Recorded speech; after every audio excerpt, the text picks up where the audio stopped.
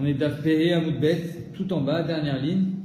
En mivin no mibet azvalim. Donc on a vu dans la Mishnah qu'il y a une certaine huile qui s'appelle le anfaktan, qu'on n'a pas le droit d'utiliser pour les menachot, mais par contre, bediavad ça marche. De Atania, la Gemara une braïta. En mivin anfaktan, ve mevi pasoul. Donc j'ai une autre braïta qui dit que bediavad ça marche pas. Et nous dans notre Mishnah, il y avait marqué que behemet l'anfaktan, il mevi kasher. Donc comment ça se fait? Kasher ou pasoul? La Gemara répond, elle continue, mipine chez sraf. Pourquoi l'anfaktan c'est pas bon? Parce que c'est de l'acide, c'est du sraf. C'est-à-dire qu'elle est trop acide, cette huile. Amar Rabbi Yosef lo kashia. La Gemara dit, incroyable. C'est un tirout, c'est incroyable. Arabi Chia, Rabbi Shimon bar Rebi. Ça dépend qui est le Tana de la Mishnah. Il y a deux Tanaïm, il y a deux façons de voir cette huile, anfaktan. Est-ce que c'est une huile qui est immangeable, parce qu'elle est trop acide, ou bien finalement on peut quand même la manger? D'après Rabbi Chia, c'est une huile qui est immangeable. On s'en servira pour les Aden et Tabassar, qu'on va voir tout de suite, pour des besoins esthétiques, mais en aucun cas on pourra la manger. Alors que Rabbi Shimon, fils de Rabbi, qui était immensément riche, lui, récupérait cette huile et l'utilisait.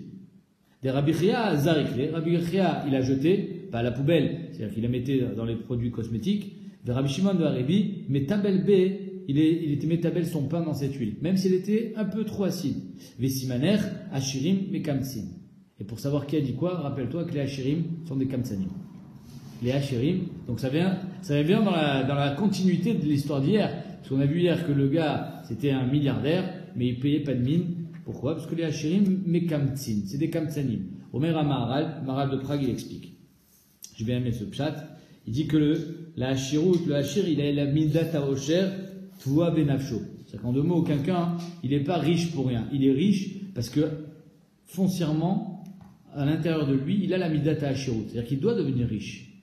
Et alors il dit, Mechamata ou Nirsaf Ashirut. C'est pas parce qu'il a fait fortune. C'est parce qu'étant donné qu'il a en lui cette Mildat Ashirut, c'est pour ça qu'il est riche. Vemeidar, d'un autre côté, il dit le Maharal, Eno Savea Meosher. C'est-à-dire que la Ashirut, c'est pas quelque chose dont tu peux te rassasier. Kivan Shaosher Eno Kechokma, c'est pas comme une Chokma où on peut être satisfait. Sharma Alot Anim Tzod Badam, Shaichet Baim Sfia. Le Osher, non. D'avoir Nifrad Midadam. C'est-à-dire qu'en deux mots, il est habité par la Ashirut, c'est-à-dire pour ça qu'il va devenir Ashir, mais de l'autre côté, c'est quelque chose qui ne pourra jamais faire corps avec lui. Ce sera toujours quelque chose d'extérieur à lui, et donc il ne sera jamais savia, il ne sera jamais rassasié, et donc il aura toujours peur de manquer, même si finalement, au fond de lui, il est Ashir fondamentalement, comme Rabbi Shimon, par exemple, fils de Rabbi Yehuda Nassi était immensément riche. Rabbi Shimon est né avec une cuillère en argent dans la bouche, c'est-à-dire qu'il était riche pour lui et pour ses enfants et ses petits-enfants. D'accord, c'est des fortunes. Et malgré ça, on voit que il comptait l'argent. Alors, c'est pas péjoratif. La Gemara ne serait pas permis de dire quelque chose de péjoratif sur Rabbi Shimon Kamouvan. Elle dit pas ça péjorativement c'était une barre, c'était un kamsan. C'est juste que il était plus économe que d'autres qui finalement n'avaient pas cette mida en eux.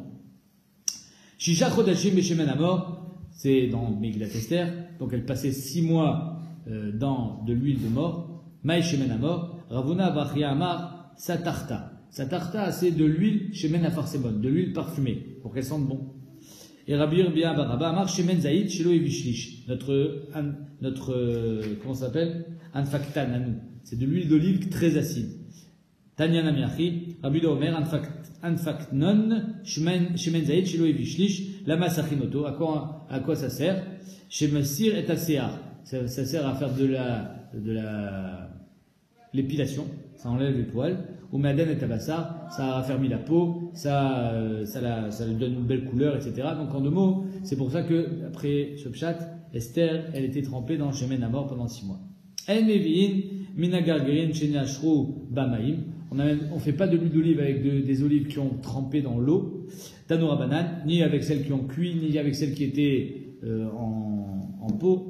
Tanora banane, Shemen Zaïd Kavouche, voilà, celle qui a été Kavouche, Chalouk, cuit, Charouille dans l'eau, Shel Shmarim, ou alors l'huile d'olive des Shmarim, c'est-à-dire des débris. Non, après avoir fait l'huile d'olive, une première, une deuxième, on va voir tout de suite comment ça se passe. Après les premières pressions, il reste toujours des Shmarim, comme dans le vin. Ces Shmarim, on peut encore tirer de l'huile d'olive. C'est Pasoul, les Menachot, Shel Reachara, et c'est celle qui a une mauvaise odeur, lo yaviv et mevi pasoul. Et si tu amènes tous ces olives-là, toutes ces huiles d'olive, elles sont psoulotes. Bayraba, la même question qu'on a posée hier plusieurs fois. Et Guidisho, si tu as été magdish quand même de l'huile qui était psoula, tu as été ouvert sur un lave ou pas? Maouch, il est à lave, mishum balmoum. Est-ce que ça s'appelle que tu as été ouvert sur un lave de balmoum, de la même manière que tu es loqué si tu es magdish un animal balmoum, ici tu es magdish de l'huile qui est balmoum, qui vend des passoul, qui est balmoum, étant donné qu'elle est psoula. C'est comme un balmoum. Odilma, en balmoum est là, bébéma. Il n'y a de balmoum que chez un être vivant. Teikou, la Gemara ne répond pas. Pourquoi la Gemara appelle ça un balmoum?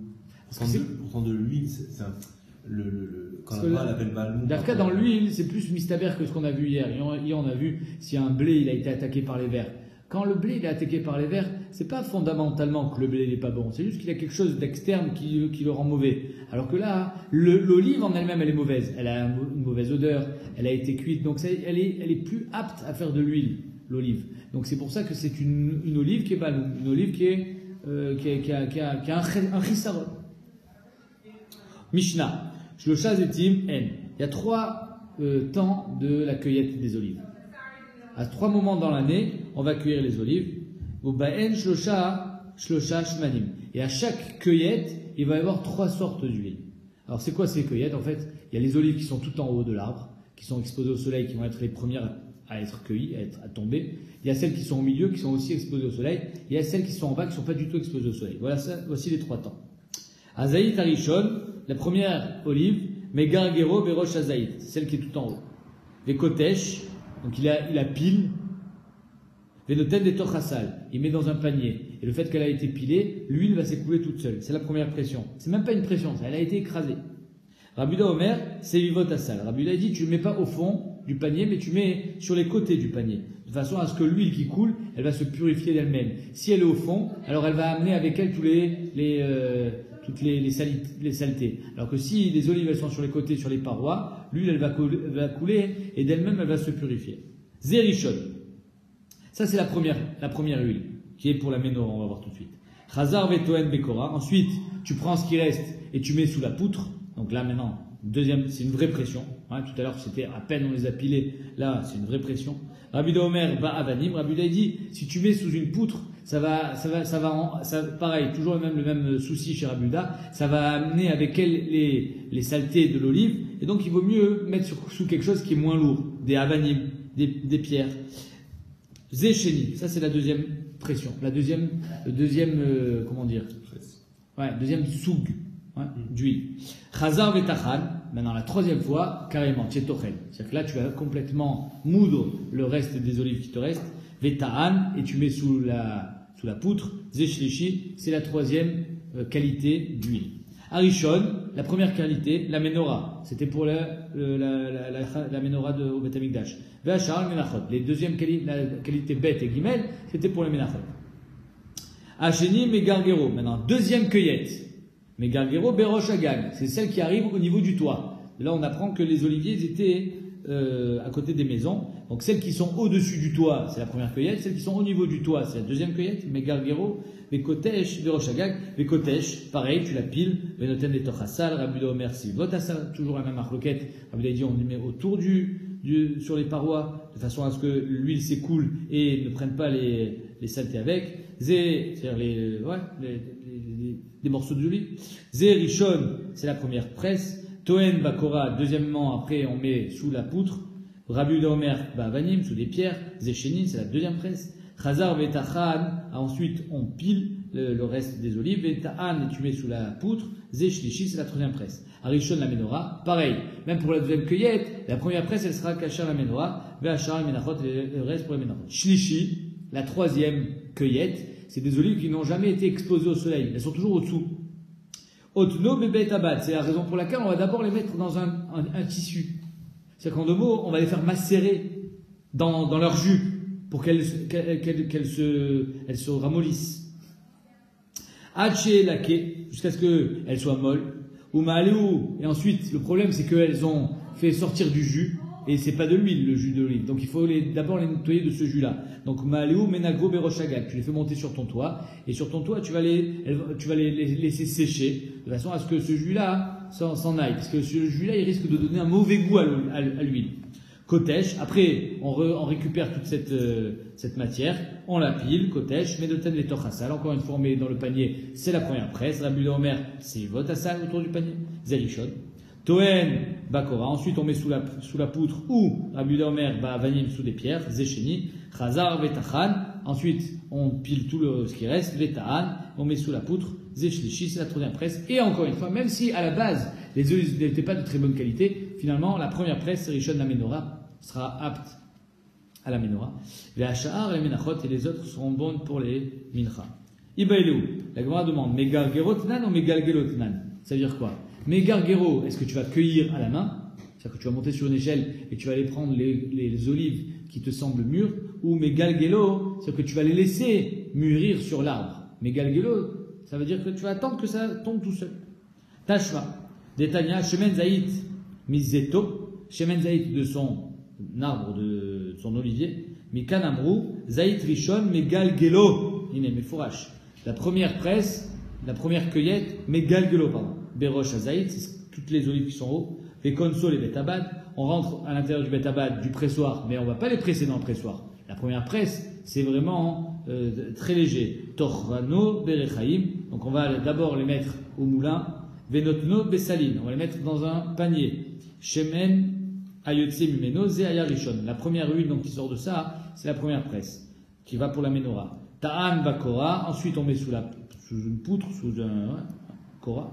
Shemen Ayotse Mimeno, Zeaya Sheni. Chazar Oparag, Vetachan, Veta'an. Donc ensuite on remou tout ce qui reste, Veta'an, et on remet sous la Kora, Zeaya Shlishi.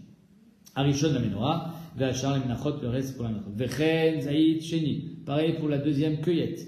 Vezaïd Shlishi. Et pour la troisième cueillette, Otno, la troisième cueillette, on voit qu'il y a une différence. Otno, on va les enrouler dans un bad, Bebet Abad, Ve'ad Sheelake, jusqu'à ce qu'elles se ramollissent, Umale les roches agag, et on met sur le toit, Veoseoto Kemin Tmara, tu vas faire un tas d'olives, Ad Sheezov Yazuvu Mema, jusqu'à ce que cette eau, ce jus d'olive s'en aille, coule, et que tu t'en défasses pour que tu n'aies que de l'huile. Les consoles, les bêtabat, ensuite on les rentre à l'intérieur du pressoir. Vetorno, berichaim, on les moue au rechaim.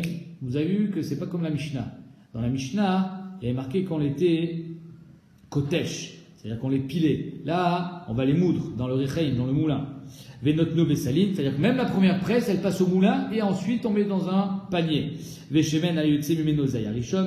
Ta'an Bakora, ensuite on met sous la poutre Shemen Yotzem Minozeh Sheni, Parak, Chazar Vetachan, on remoue une deuxième fois, Veta'an Zeaya Shlishi, Arishon la menorah, Ve'achar le menachot. Rabbi Omer, Loaya Tochno Berichaim, Rabbi a dit, on mettait jamais à l'intérieur du moulin, c'est-à-dire la première presse, et là, Kocho Bemartechet, on pilait à la main pour éviter justement de trop l'écraser.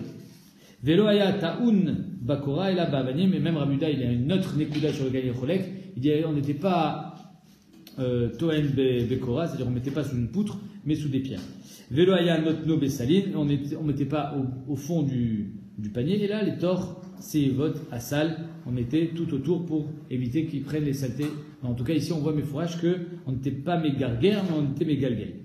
Agoufokash, là, Gemara pose la question, comme je vous ai dit, la Mishnah sur la Braïta. Pourquoi dans la Mishnah, il y a marqué Aya Kotesh, et dans la Mishnah, il y a marqué qu'il était Tochen, dans le Rechaim. Donc, Agoufokash, Kotesh, Mané Rabudaï. Dans notre Mishnah, il y a marqué Kotesh, apparemment, ça va être après Rabuda. Et ensuite, on dit Tochasal, qu'on met à l'intérieur du panier. Ça, c'est pas Rabuda, puisque Rabuda, il dit on met autour du panier. Atane Rabanan. Donc, on a ici, dans la Mishnah, la chose un peu ambiguë, parce qu'il commence comme Rabuda et finit comme Rabanan. La Gemara dit, Nachinami, tu as raison, tu as bien vu.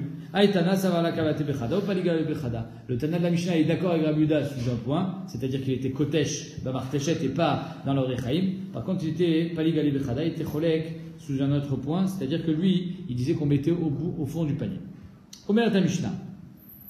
Arishon chez Barishon. Maintenant, on va faire une gradation. Vous imaginez bien que ça va en décaler. C'est-à-dire que, comme si c'était des escaliers. C'est-à-dire que le Rishon chez Barishon n'a pas d'équivalent. Par contre, le Sheni chez Barishon et le Rishon chez Basheni, ils sont équivalents. Arishon chez Barishon, en le malaimenu. Il n'y a pas mieux. C'est le top du top.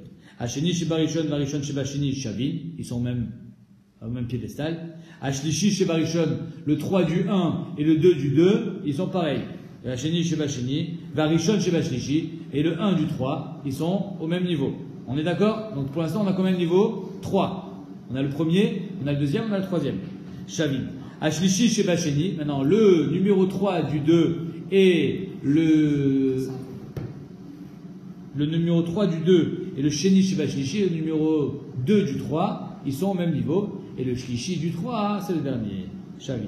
Ashlishi Sheba Shlishi, d'accord? Donc on a 1, 2, 3, 4, 5. Maintenant la Gemara va demander, qu'est-ce que ça veut dire Shavin? Alors tu m'as dit que finalement, pour la Ménorah, on avait besoin de prendre toujours la première presse. Donc en quoi ils sont Shavin? Ok. La Simet Zebatzal. Av kol amenachot ayum bedin sheitanu shemen zaït zar. Behemet, normalement, toutes les menachot, on aurait dû faire shemen zaït zar. On aurait dû faire première pression. Comme pour la Ménorah. Ma Ménorah shena leachila teuna shemen zaït zar. Si déjà la Ménorah qui n'est pas pour être mangée, on a besoin de prendre shemen zaït zar, c'est-à-dire le meilleur du meilleur. Kol sheken quand c'est pour manger. Menachot she'en leachila enojin sheitanu shemen zaït zar. On voit ici quelque chose d'incroyable. C'est qu'il y a un souci que ça soit bon. Et oui, on n'est pas en train de préparer des menachot pour que ça soit immangeable. C'est pour ça que à chaque fois, on se demande mais c'était quoi cette mincha? À quoi elle ressemblait? C'est important quand même de se dire que c'était bon, parce que sinon on va pas faire des menachot si c'est pas mangeable. Et la preuve, c'est que la Gemara elle fait un kalvachomer. Si déjà pour la menorah tu prends le meilleur, kol sheken pour la mincha. Talmud Omar, c'est une Zigara Tagadouk qui te dit non. Zar katit la maor. Le zar, ce qui est naki, la Gemara va dire zar, ça veut dire que c'est propre, 100% propre, c'est la mort. Ve'en zar katit la menachot, mais il n'y a pas besoin pour la mincha. On va voir que tu as le droit de t'en servir pour la mincha, mais c'est juste que la Torah ne te l'a pas demandé autant. Exactement. Shavin, la Gemara dit, en quoi c'est chavé le numéro 2 du 1 et le numéro 1 du 2? En quoi c'est chavé? Alors tu m'as dit tout à l'heure que toujours pour la menorah, j'avais besoin de prendre les numéros 1. Donc ils ne sont pas chavés.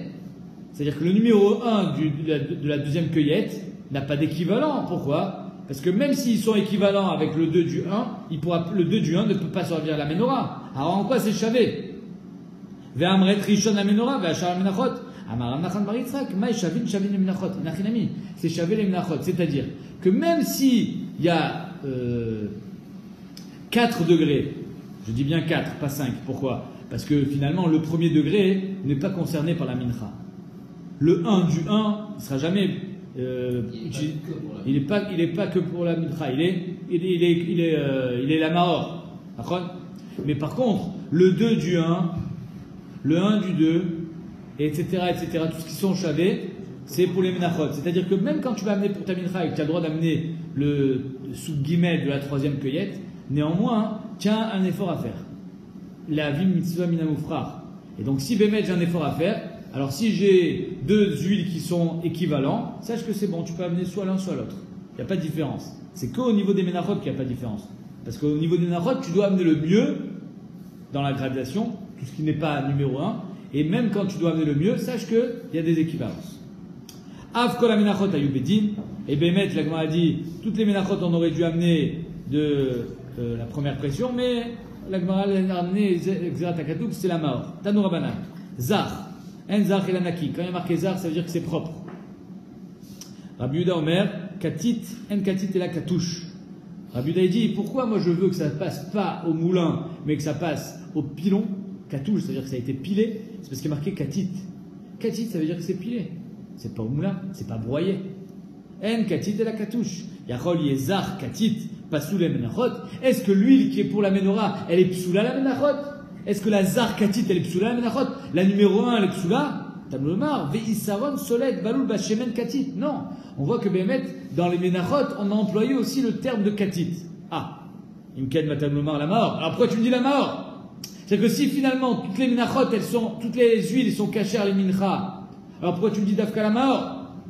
Et là, mi pene achisachon. C'était un problème d'argent. Mi pene achisachon. Amarabi Lazar, la Torah chassal mamna chez Israël. La Torah, elle sait très bien qu'il y a beaucoup plus d'huile qui est utilisée pour les menachot que pour la menorah. C'est la raison pour laquelle elle n'a pas voulu que tu te ruines dans les menachot. Donc elle t'a dit, numéro 1 c'est pour la maor, et les autres, tu peux amener aussi des numéro 2, numéro 3 pour la mincha. Tzav et ben Israël, vikrou elecha shemen zaitzar. Hachem dit à Moshe Rabbeinu, Tzav, ordonne aux ben Israël qui prennent pour toi du shemen zaitzar. de l'huile pure.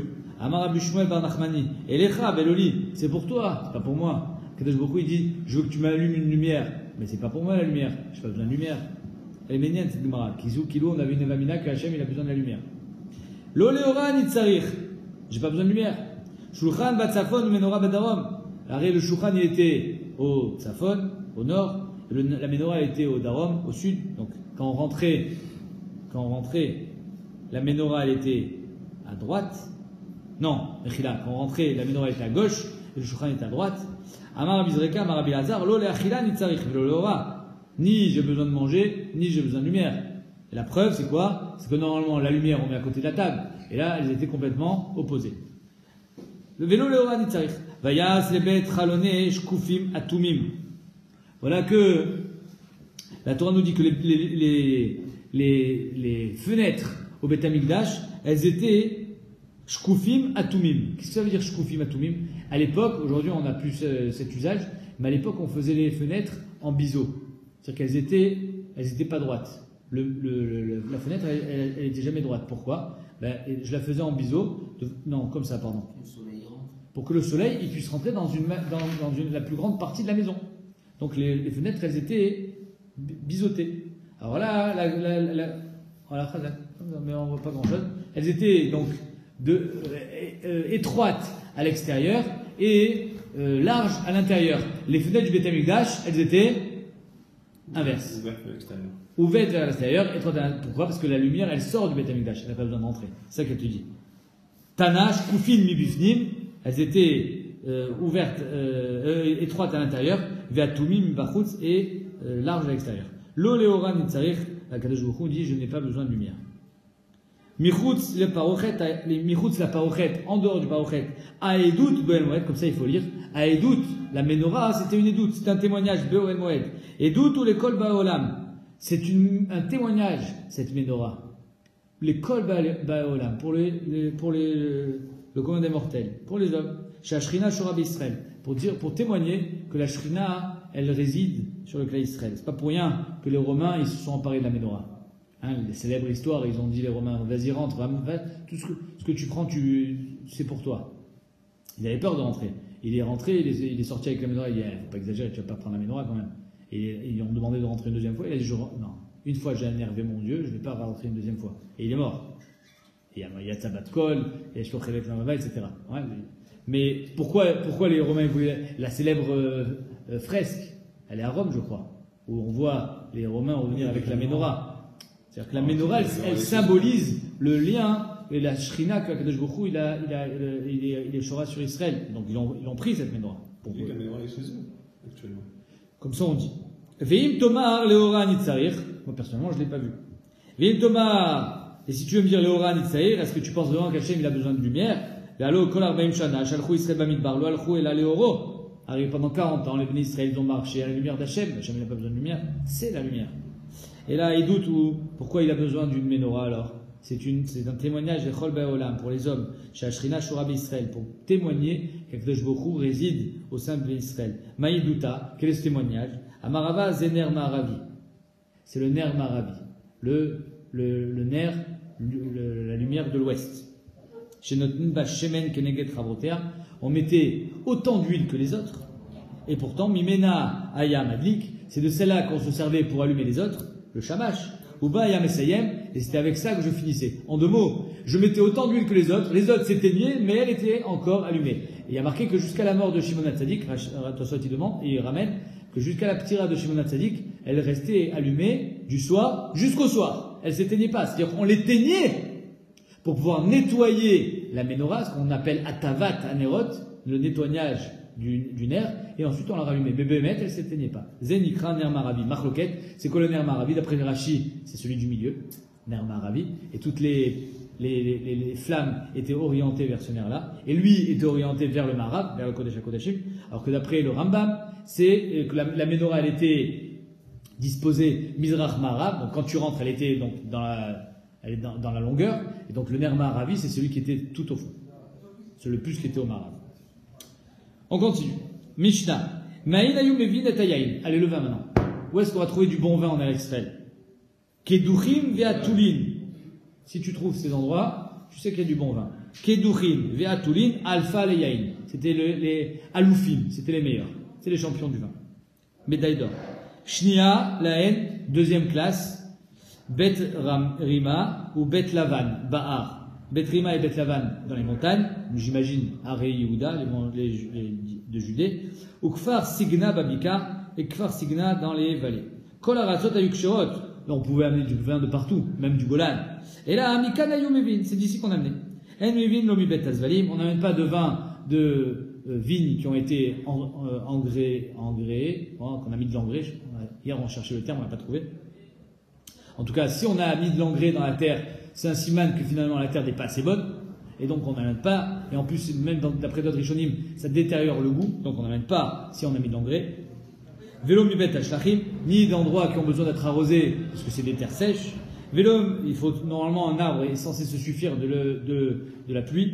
Vélo mima shinizra benen, on n'amène pas non plus si on a été zoréa à l'intérieur de ces vignes, parce que la zria, elle enlève du koar aux vignes. Les mevi kasher. Non, les maasé, bediavad, c'est kasher. En mevin alistiyon. On n'amène pas de vin d'alistiyon. C'est quoi alistiyon? C'est des raisins qui ont trop pris le soleil et ils sont très très sucrés. Et il est marqué dans le Harour, il dit que l'alistiyon, c'est un terme qui vient du grec, qui dit Hélios. C'est quoi Hélios? Chazak. Voilà, kavod.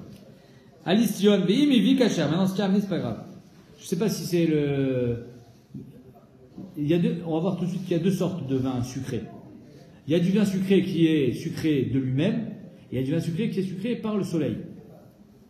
En Mevin Yashan. On n'amène pas de vieux vin. Du Rébi. Chami Marchirin. Chami sont marchir de vieux vin. En Mevin Lomatok. Donc voilà la différence. Tout à l'heure, on parlait de vin qui a été sucré par le soleil. Là, c'est du vin qui est sucré, c'est le raisin qui est sucré. Lomatok velo meushan, du vin qui a été fumé. Velo mevushal, du vin cuit. Vemevi pasoul. Et si tu as amené du vin cuit, sache qu'il est pasoul à misbéar. Donc là, c'est différent, tu vois. Le alistiyon, tout à l'heure, il était de kasher bediavad. Là, il est complètement pasoul. En mevin minad delayot. Delayot, c'est des vignes qui sont par terre, ou peut-être des vignes grimpantes. En deux mots, c'est pas des petits arbustes. Et là, mina ragliot, donc des arbustes, des vignes qui sont sur pied. Ou mina kramim avoudin. On amène aussi seulement des kramim, des vignes qui ont été avoudim, des vignobles qui ont été travaillés, qu'on a creusé, qu'on a labouré. Velo konsinoto bachat sevim gdolim. On va pas entreposer ce vin dans des grands fûts, parce que dès qu'il y a beaucoup de vin, ça risque de s'abîmer. Et là, bechaviot ktanot, dans des petits fûts. Ve'eno memalé et tachavit adpia. On va pas être memalé la chavit jusqu'en haut. On va laisser un petit espace, kedeshir et chonodef, pour que le parfum du vin puisse se dégager. Eno mevi mipia. On n'amène pas le vin d'en haut. Pourquoi? Parce qu'en haut, il y a toute la, comment ça s'appelle? Toute l'écume. Mipene à kmachin. Donc on appelle ça le kmachin, la chaîne kemar, parce que c'est du blanc. Vélo mishuer, on n'emmène pas non plus du fond, parce qu'au fond, il y a la lie, mais pena shmarim. Et là, mevi mishlisha me emtsa. C'est-à-dire qu'en deux mots, tu comptes un tiers en partir du bas, et tout le reste, et tu mets un robinet à un tiers. Et tout ce qui va couler, c'est bon. Ketzad ou bodek, comment on fait? À Gizbar. Yoshev va canet beado. Le Gizbar, il est assis avec son canet dans la main, c'est son mesureur. Zarak agid, et voilà qu'on ouvre le robinet. Zarak Agir, et le vin il coule. Dès que Zarak Agir, dès qu'il voit du blanc couler, c'est-à-dire qu'on a fini, c'est-à-dire qu'on est arrivé en haut, on est arrivé à l'écume. Il quiche Bakané, il tape un coup avec son canet, avec son bâton. Pourquoi? Parce qu'on va voir qu'il n'avait pas le droit de parler. Pourquoi on ne parle pas? Pourquoi il ne dit pas stop? Non, parce que le kol, il est caché la yaïn. De la même manière qu'on dit que la kol y a fait la bessamim, à kol caché la yaïn. On verra ça demain. Rabbi Yossi Rabbi Omer, chez Yesh Bok Machin Pasoul. Rabbi Yossi Rabbi il est cholek. Alors nous on voit que dès que ça commence à couler l'écume, le blanc, tu t'arrêtes. Mais machma qu'il y en a un petit peu qui est passé. Rabbi Yossi Rabbi dit non, s'il y en a un, c'est Pasoul. Chez Neymar, Tmimim. Il faut que le vin il soit tamim aussi. Tmimim yulachem ou minchatam. Tmimim yulachem veniskeem. Que non seulement les menachot, non seulement les behemoth, mais aussi le vin, il fallait qu'il soit tam. Il fallait qu'il soit parfait et donc sans aucun défaut.